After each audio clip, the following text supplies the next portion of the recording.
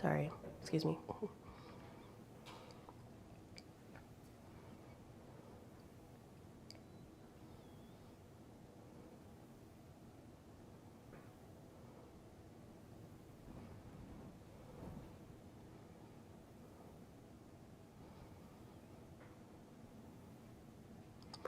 Hi everyone, thank you so much for joining us today. Thanks for being here in person and online. And if you're watching this later on, thank you so much for logging on to watch our video. My name is Soka Yus. I'm a financial wellness counselor here at Mayo Employees Federal Credit Union. Today's topic, we're going to talk about financial wellness and what that entails. This is my contact information. So if you have any questions, comments, or concerns, you're more than welcome to send me an email or contact my phone number there. And if you can't write it down right now, my contact information will be at the end of the presentation as well. So if you still can't write that down, you can always log on to our website at mayocreditunion.org and you go to the financial education tab, and my contact information will be on there as well. So on today's agenda, we're going to talk about budgeting, savings, managing debt and credit, student loans, a hot topic these days. So there's going to be a presentation on student loans later on. So keep an eye on your email and join us when that comes up. Retirement financial planning, managing your money and watching out for scams. And right after this presentation, Stephanie is going to go ahead and give a presentation on cybersecurity and scams. So please stay tuned for that too. So when we talk about budgeting, we want you to set a realistic budget, right? So when we generally think about budgeting, some people think about the restrictions and some, what you can do and what you cannot do when it comes to budgeting. They think about, this is not a good idea to restrict yourself when it comes to budgeting. We want you to still live your life when it comes to budgeting. We want you to set a budget and keep track of what you spend and what some of your daily expenses are and some of your spending habits. So it's really important to be realistic with it, right? So we'll go over on what to put on a budget spreadsheet, some important things to keep track of. But the most important thing when I start meeting with people and work on their budget is to go ahead and audit your accounts. What has your spending habits been like in the past 2 or 3 months? Is it something that we need to work on? Have you noticed something in your spending habits that that you don't want to carry on to the next quarter or the next chapter in your life? So it's really important to really know where you started. So it's when you start auditing your account, just try to figure out what are some of the major things that you can cut out when it comes to some of your spending. So auditing is really important. You can do that alone, or we can do that together too, or you can just do that with your, with your partner, or you can have a budget buddy that you can work with, and you guys can audit each other's account and kind of analyze it, and have a different set of eyes to see, maybe you're spending a little too much in this category that you didn't realize before, or you're spending a little too little in this category, if you're not saving enough. We want you to build healthy habits, so establishing and understanding your credit is part of building healthy habits. Of course, we want you to, part of that healthy habits is making all your payments on time, and also start building savings, like automate your savings from your paycheck. Instead of manually moving it from your checking account to your savings account, you can set it up automatically coming out of your payroll to automatically deposit into your current savings account that you currently have, or in a separate savings account altogether for different financial goals. That brings us to the next item, is setting financial goals. It's really important that you have financial goals. That way you know exactly where all your money is gonna go to. When it comes to budgeting, we want you to set aside a certain amount of money towards your financial goals, whether that's your short-term goals, that's something for under less than a year. For example, like emergency savings, determine how much you need for emergency savings, or if you have to travel or wedding coming up, determine how much that will be, and set that as part of your budgeting goals too. Medium-term goals will be like 2 to 3 years, something for more like a down payment or to pay off debt. Long-term goals will be several years or decades away, something like retirement funds or paying off your mortgage or saving for kids' college tuition. So this is an example spreadsheet of a budget. You can get this online. You can go to, there's plenty of apps out there online that you can download for free and keep a tab on your budget. So when it comes to budgeting, where do you start? You want to create a list of all your monthly expenses, right? So you want to create a list of your income, all of your household income. It can be If you have some side gigs that you're working on, you can include that as part of your income too. So you want to see how much is coming in. And so have the total of that. And then do you want to create a list of your monthly expenses? Start out with your fixed expenses. Those are the ones that you have every month, like your mortgage, your rents, or your car insurance, car payment, things like that. List them off. You can categorize them by due dates, starting from the 1st all the way to the 30th. Those will be your fixed expenses. They're usually the same amounts, typically the same amount each month, the same bills each month. And then you go to your variable expenses. That'll be like your groceries or your gas for your vehicle, different hobbies for different seasons. With school starting soon here, you can have a category for school or for kids' activities, things like that. That fluctuates from season to season. So that'll be your variable expenses. And of course, we want you to include your savings and your sinking funds too. So that'll be part of your financial goals, right? So if some of your financial goals is to have your emergency savings, but also save for Christmas or car maintenance or house maintenance, we want you to set that as part of your current budget and it's always good to set that as like your regular bills, like you have to pay into those accounts too. We want you to compare your total expenses to your monthly income.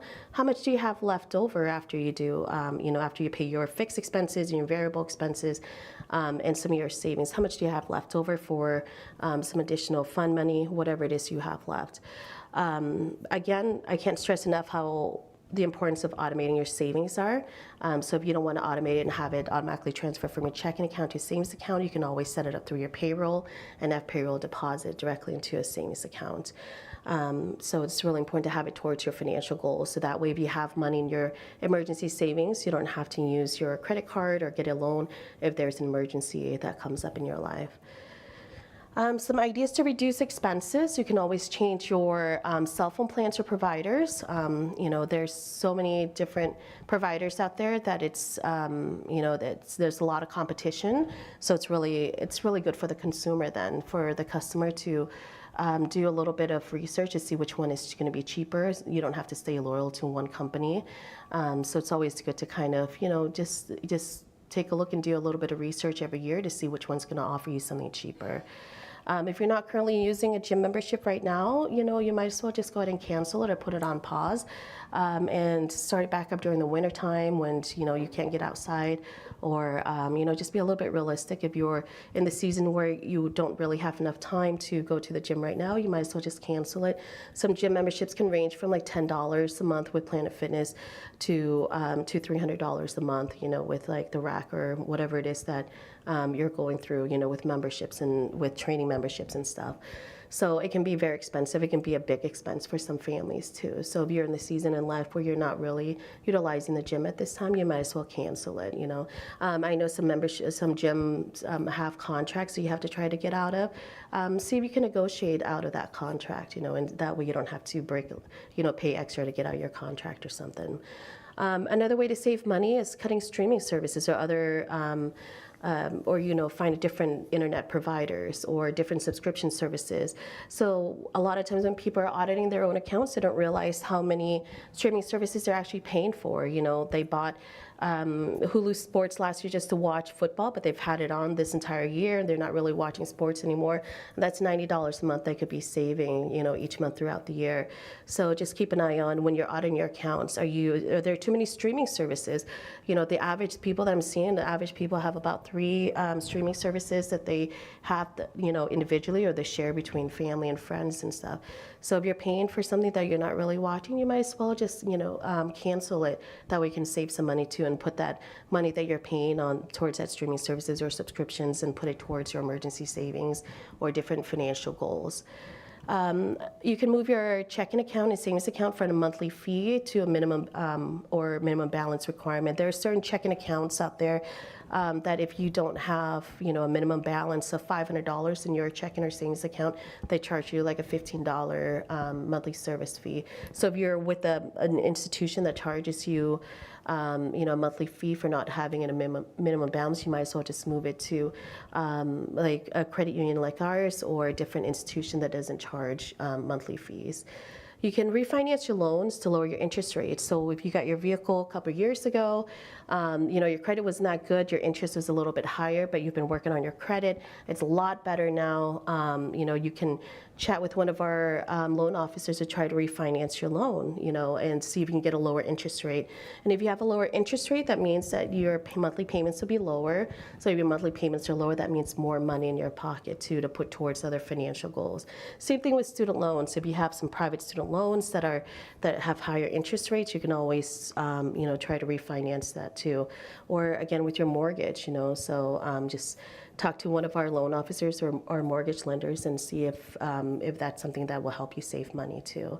We want you to tailor your goals, your financial goals, towards your current lifestyle now, and also your future lifestyle that you want to live here in a year, 2 years, or a couple decades from now. So it's really important that you have the financial goals set aside as part of your budget also. When it comes to savings, it's really important to have emergency savings, to avoid going into further debt if something happens. There's a study out there, 60% of the adults in the U.S. can't come up with $400 in cash if there's an emergency savings. So don't be one of, if you want to avoid being part of that statistics, you want to go ahead and set aside, $50 or $10 or $20 from each paycheck towards a separate savings account, just so you have it as part of your emergency savings. That way you don't put it towards a credit card or get another loan when there is an emergency. We want you to set your goals, automate your savings directly from your paycheck. You want to save between 6 to 9 months of living expenses is ideal. I understand that number might be overwhelming for a lot of people. Imagine if you have, your monthly expenses and then take that times 6 months. That is a big number, right? So we want you to start with at least $1,000 in your savings account or emergency savings. So in case you need new tires or something, you can get, new tires out of that emergency savings account. Then work towards saving up towards your 1 month of living expenses goals, and then work towards your 3 months, and then, give yourself a goal that say, within 2 years, I want to have 9 months of living expenses sitting in my savings account. You want to keep that money in a high yield savings account or a money market account. That way you get a return each month too. So, but we just pretend that money's not there. We're not going to touch it for anything and just leave that for emergency, okay? We want you to have short-term savings. Determine the amounts that you need for your short-term goals. Is that European trip, is it going to cost you $1,000, $3,000, or $5,000? Do you want to take that trip within 6 months, or is it within a year? You determine how many paydays, depending on when your goals, how much your goals are going to be, when you want to take that trip, or whatever, the due date for that amount. You just break that up between how many months you have between now and then set that money aside. Just have it automatically transferred to a separate savings account in a high yield savings account or a money market account with us here. Whether that short-term goal is to have, save $2,000 to $3,000 for a car down payment or moving expenses. Moving expenses are very, it's a lot these days. Determine what it is and work your way backwards and see how much you actually need to save per paycheck. When it comes to medium-term savings, that's usually about 2 to 5 years. So determine the amount you need and also set the goals. Is it going to be a down payment for a house? You're giving yourself 2 years, so you want to pay off your student loans first and then save for a down payment on a house, or what is your medium-term goal here? Again, for long-term goals, you want to chat with, an investment or retirement representative to see how much you need to save for retirement, how much you need to start saving now at your age, and work your way backwards from what you want your life to look like when you retire, and just work your way backwards and see how much you need to save between now and then too. Or long-term goals, so you want to pay your house off within 10 years, 15 years, before the 30-year mortgage is up. Determine what they are. If you have a hard time trying to determine what your financial goals are, you're more than welcome to work with someone like me, a financial wellness counselor, or work with consumer credit counseling too, to determine some of your debt repayment goals as well. And ideas to accumulate more savings. Again, always set goals so you know exactly what you're aiming for. It could be financial or habitual goals. Sometimes habitual goals can result in financial savings too, a lot of savings. So if I'm trying to cut out eating out more, that's going to save me a lot of money on eating out also. Again, automate your savings is the easiest way. You can meal plan and dine out less. As we know, things are getting so expensive with the groceries and eating out and everything. For a family of 4, that can be very expensive when you eat out. Another way to save money is you can remove all your payment information from websites like your Amazon or Target, some of the common websites that you visit. So instead of just an easy one-click buy, you can just remove those, payment information. So that way it kind of gives you, an extra step for you to get up and get your card, whether it's in the car or in your wallet somewhere else in a different room. So it stops you from automatically just clicking, that one buy click. You can sell items that you no longer use or need, things like your clothing or baby gear or household items. That's always, popular in demand is baby gears and household items too. When you sell your clothing, just determine, if you're going to take it somewhere, if it's in season, you might sell a little bit faster versus if you're bringing summer clothes to sell during the winter time. So just think about that too. But if you have something in your schedule or that you're able to add another gig or part-time job, that might be helpful too, to just get some extra money, accumulating extra money that we can put more towards your savings account or put it towards debt repayment. Ways to save with our services, we have a high yield. You can put your savings in a high yield savings account, or with us here, we have money market account. You can put your money in, put in certificates. We have youth and teen certificates as well. Traditional and Roth IRAs or educational savings, pre-tax savings, and pensions too. Managing debt and credit. So your credit profile is very specific to you. We want you to know how your credit score is calculated. We'll go through the different percentages here and different things that your credit score is made up of. We want you to make very thoughtful and deliberate choices when you're spending, money on credit cards, right? Is this something that I'm going to be able to pay back within 1 month? Is this something that I need to set aside for savings before I need to spend on it?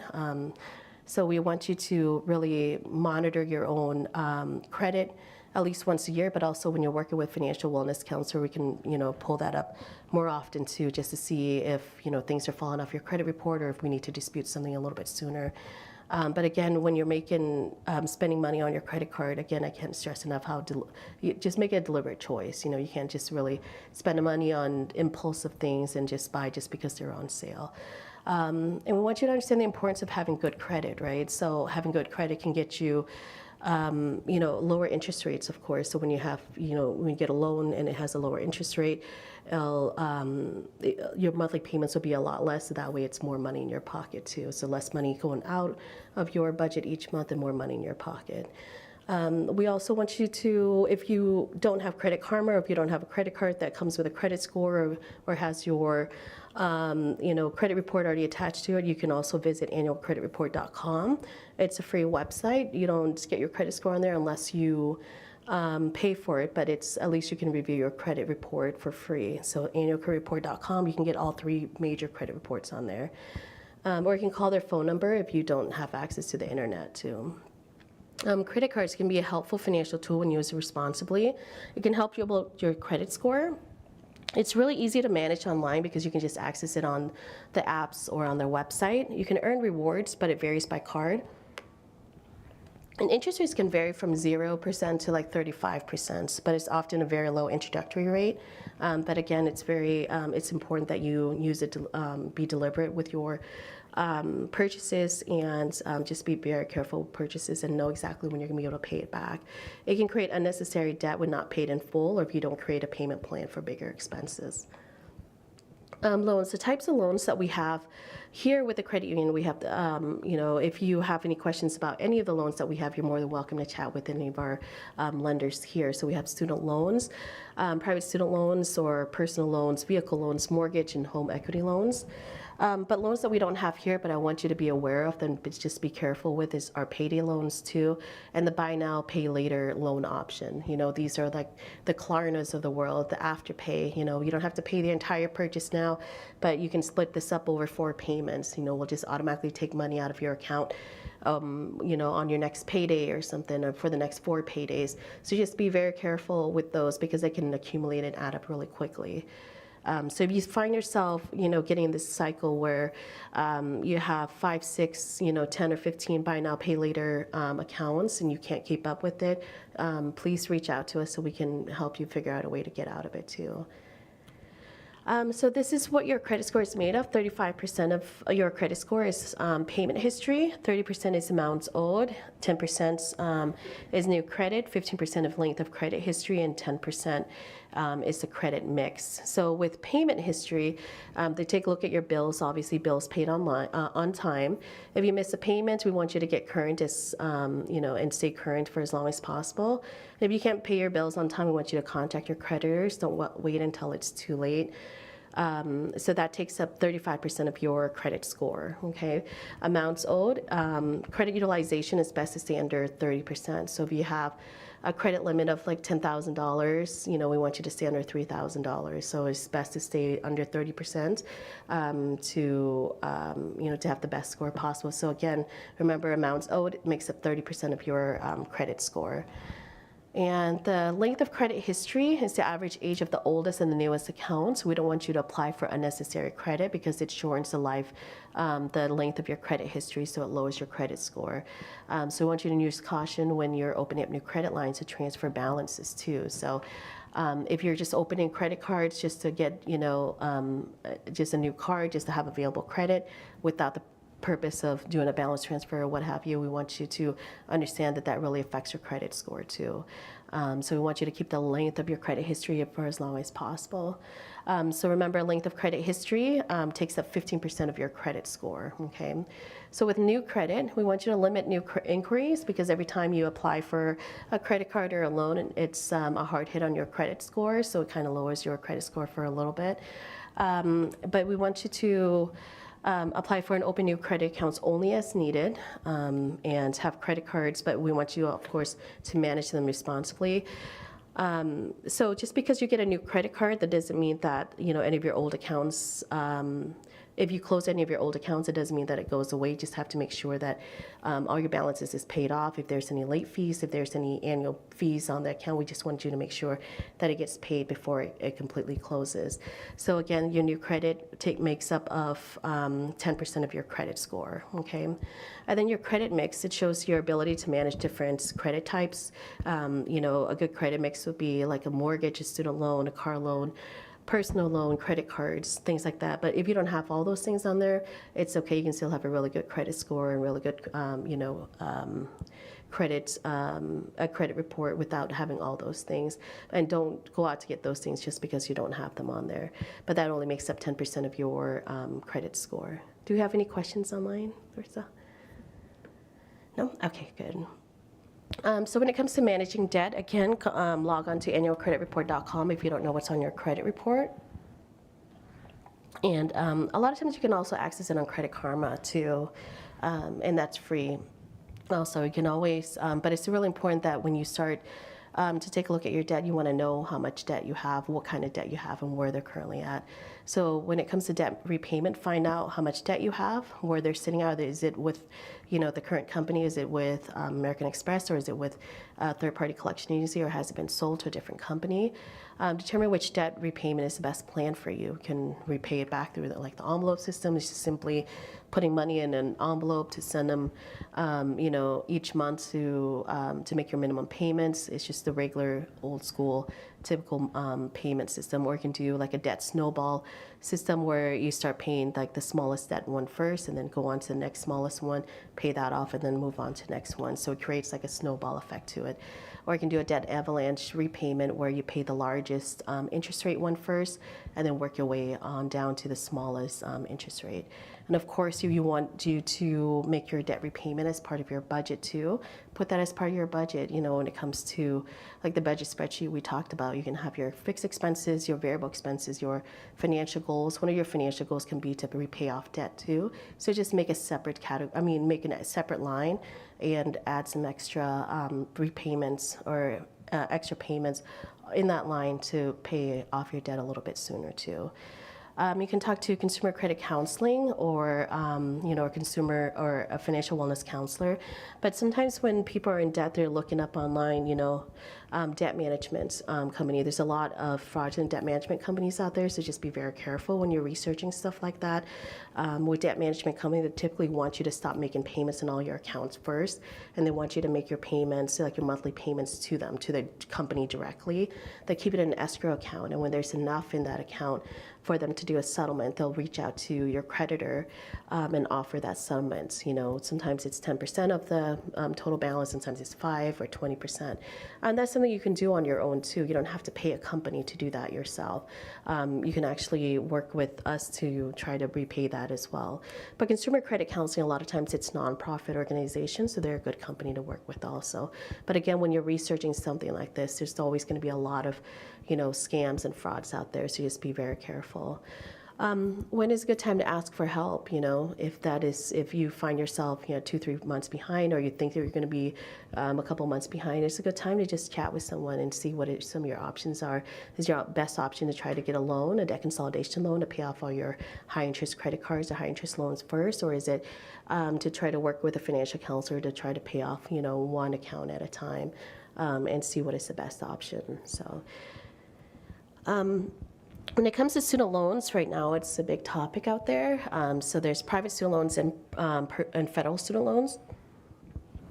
And so with federal student aid, FSA, you can go to studentaid.gov. So if you currently have student loans and you don't know what kind of student loans you have, it's always good to go to annualcreditreport.com. Again, it's free to log on there and see who you owe. You can just go to studentaid.gov and it tells you who your current student loan servicers are too. As we know, August 1st, the interest rate starts back up on these student loans, so it's really important that you know who to reach out to. If it's going to be, if it's going to be a fraudulent company that's reaching out to you to have you pay them, but it turns out that it's not the right company. So it's really important that you know exactly who you're paying, how much you're paying towards these student loans, how much of that payment is going towards your interest rate. Know what your interest rate are. If it's going to be multiple loans, or is it just one loan that you're paying? How many loans do you have? If you find yourself having a hard time trying to work through all these student loans issues, you're more than welcome to reach out to me. We can work on that together too. It's a lot of confusing information out there. It's just oversaturated with all the student loans repayment and the student loan stuff in the news right now. So it's really important that if you are unsure, then you should talk to someone about it. So federal aid website, so what kind of loans do you have? Is it subsidized loans, unsubsidized loans, or is it private loans?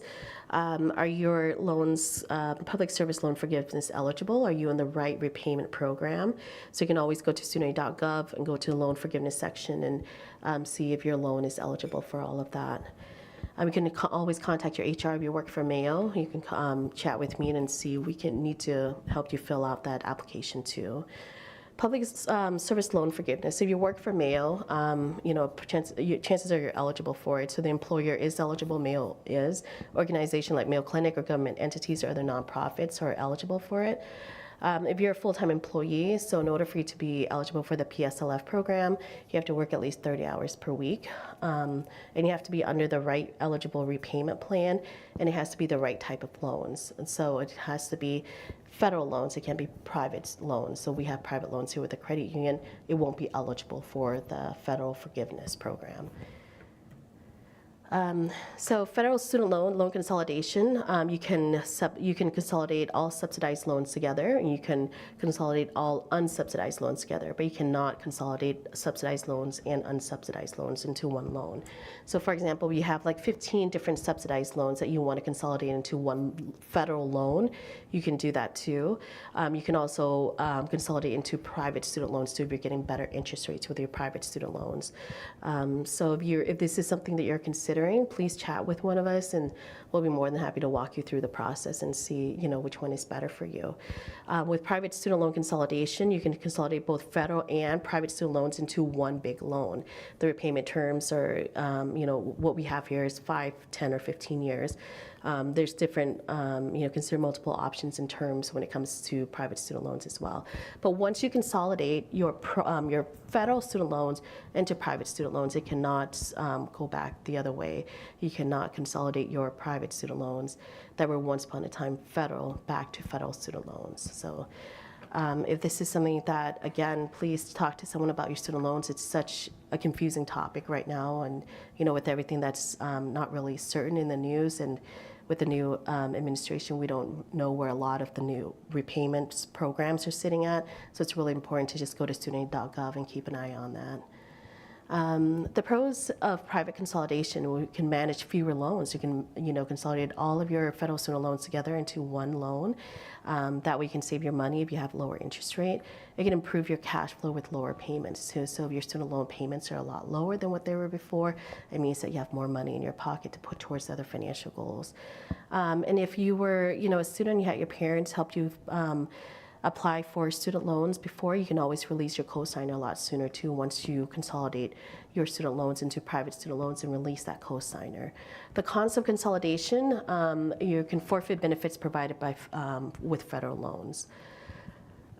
So we had the SAFE program that is now no longer the SAFE program, so we'll just go past this a little bit. So what happens if you can't afford your loan repayment? You can always contact them and ask for forbearance. You can postpone payments, whether it's for a month or for 6 months, depending on your financial situation, your current financial status, or just let them know that you're going through a financial hardship, and they'll be more than happy to walk you through a forbearance process. Make changes in expenses in your current lifestyle to better afford your student loans. So there's always, different things that you can move around, change around. You can always cancel, like we talked about, cancel your gym membership to save a couple $100 to put towards your student loans. You can cancel certain subscriptions to save an extra $50 to put towards your student loans. Help is available out there. You can meet with me to create a repayment plan too.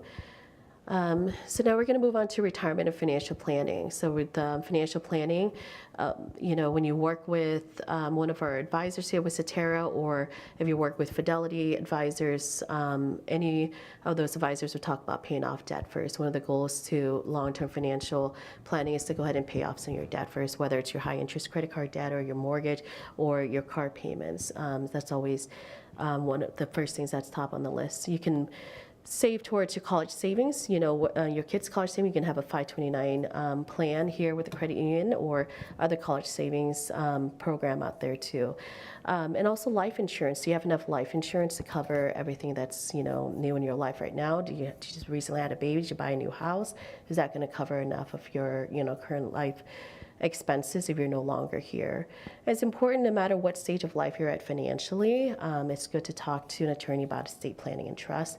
If you work for Mayo, one of the elective benefits is working with ARAG, A-R-A-G. So they're legal, they work with different, attorney offices to offer different legal advice, and one of them is estate planning. Instead of paying $2,000 to $3,000 for estate planning, you can just go through the program, and it's a little bit cheaper too. And long-term care, it's never too early to think about long-term care because it's so expensive. So, with nursing homes and with private nurses, when you get older, we don't know what our health is going to be. We want to be as healthy as possible for as long as possible, but we know that things happen, and long-term care is very, very expensive. And my dad had a stroke and he was in the nursing home. It was like $12,000, $13,000 a month. So that's, if you think about your current expenses, is it something that you can afford on your own? Is it Medicare, Medicaid, your insurance? What kind of insurance will cover that? If all those insurance doesn't cover, that kind of money, that kind of expenses each month, do you need to dip into your long-term care insurance? Is it something you need to buy now at your age, at 40, at 35? You might want to talk to someone about that. Or, at 50, 60 years old, is it something that you need to plan? How far in advance do you need to plan for those things?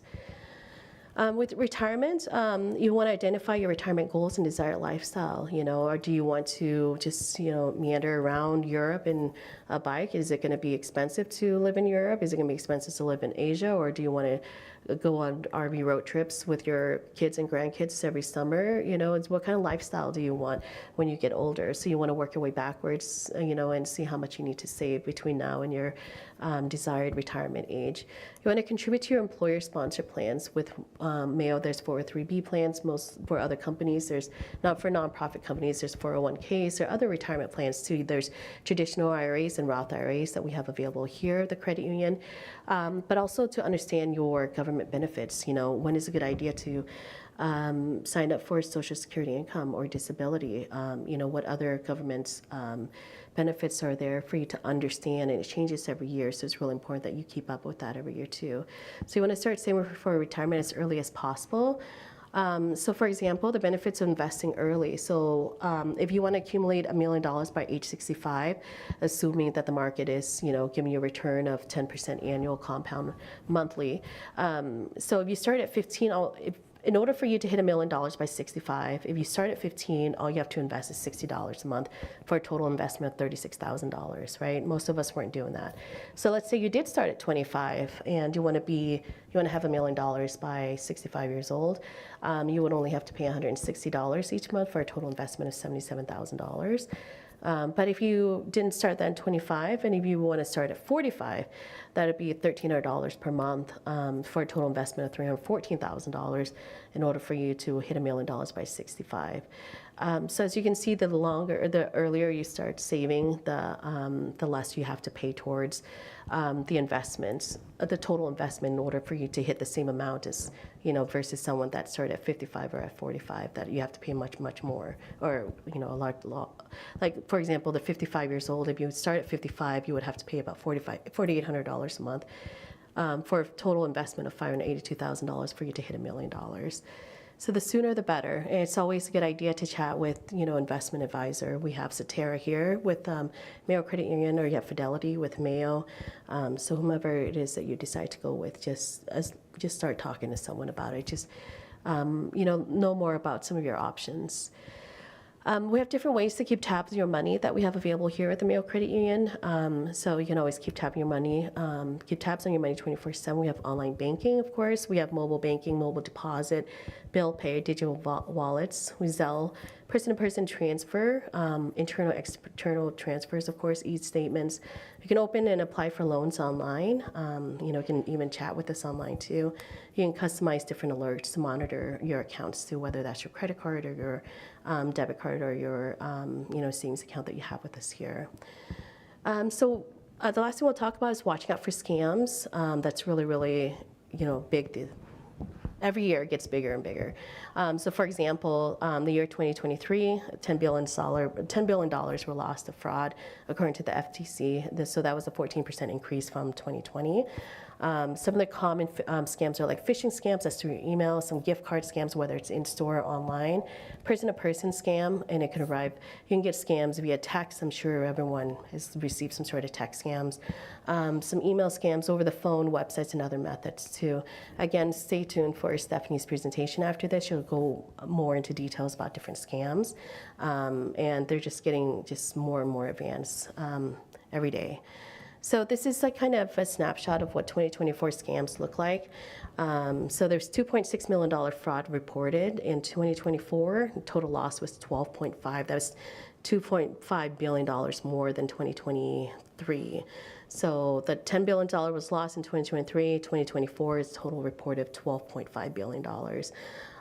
So it can range anywhere from like $100 scam to like $1 million scam, whatever the amount is. Some people don't really report. They feel like, their $100 scam was too small to report to, the FTC or to the police. But it's always important if you find yourself, being a victim of scams, no matter what the amount is, it's important to go ahead and report that. So that way we know how to help you out. So there's a fraud department here that you can work with if you find yourself a victim of, one of these imposter scams or online shopping scams. Sometimes it's business and job opportunity scams too. You go on Indeed.com, you'd think it's a legitimate website, which it is, but a lot of times, there's, some people that post jobs on there that are scams and frauds and stuff. So just be careful with that. So again, if you have any questions about the scams, please reach out to us. We'll be more than happy to walk you through, how you're a victim, how we can avoid that, how we can work on getting your money back if that is possible too. So again, this is my contact information. If you have any questions, you're more than welcome to reach out to me. And do we have any questions online? Okay, and nothing on here. Okay, perfect. Well, thank you so much, everyone.